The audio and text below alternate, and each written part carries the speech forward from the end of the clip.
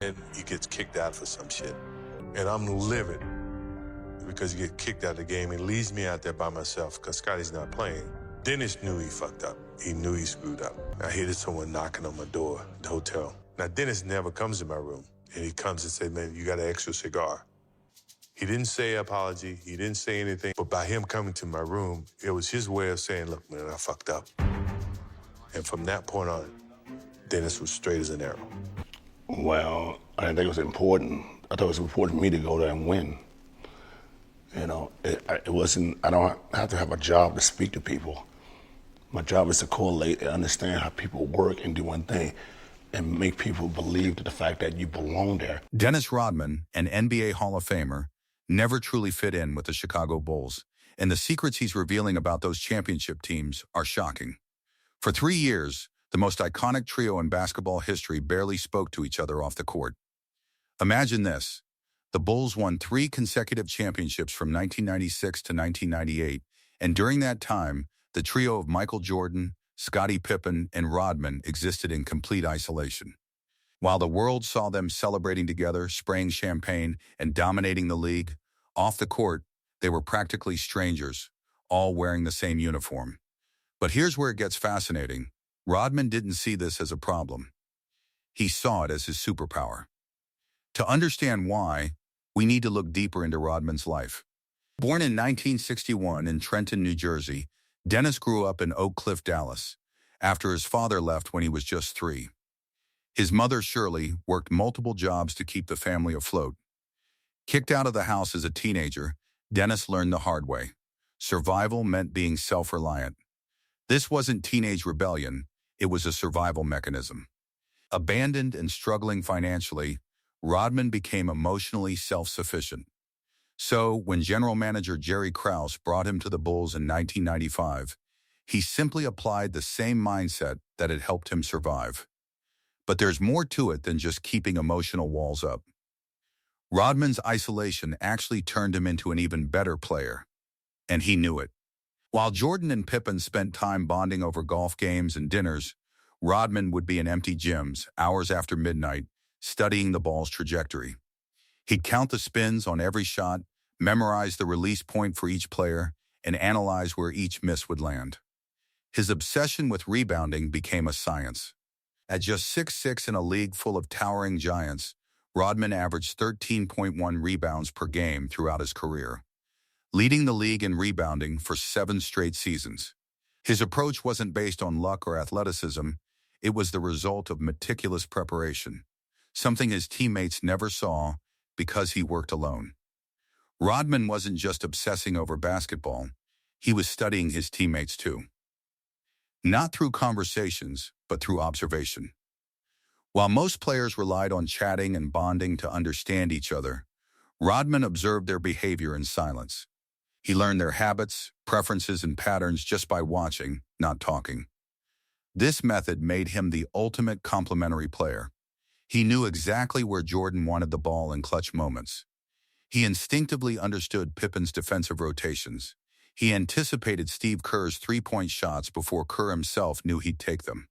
And all of this was achieved without a single heartfelt conversation, team dinner, or shared friendship. Here's the interesting part. Rodman had no problem connecting with the role players, but with the superstars, he kept them at arm's length. It wasn't that he didn't value them, he simply didn't want to risk emotional vulnerability. He had learned not to let anyone too close, especially not the alpha personalities who could potentially disappoint him. And in many ways, this emotional distance actually made the Bulls a better team. Rodman wasn't distracted by the drama or politics that often surround teams with big egos. He simply did his job, diving for loose balls, grabbing offensive rebounds, and playing relentless defense. His performance in the 1996 NBA Finals against Seattle was legendary.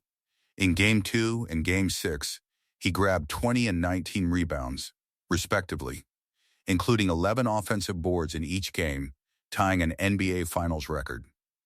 These weren't the flashy plays that made highlight reels, but they were the crucial moments that directly led to the Bulls' victories.